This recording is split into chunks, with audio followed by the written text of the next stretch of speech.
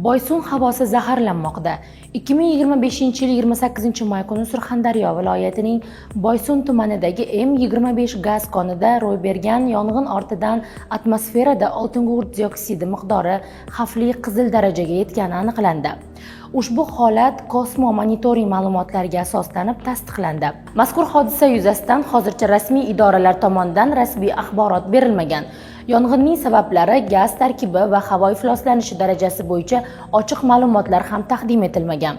Eslatib o'tamiz, ilk bor 2024-yil 1-sentyabr kuni Surxondaryoning Boysunida joylashgan Mustaqillikning 25-yilligi konidagi 604-sonli quduqda burg'ilash ishlarini olib borish jarayonida texnologik jarayonning buzilishi natijasida vodorod sulfid gazi sizib chiqqan edi. Mazkur holatdan keyin 4 kishi halok bo'lgani va 11 kishi jarohat olib shifoxonaga joylashtirilgani ta'kidlangandi.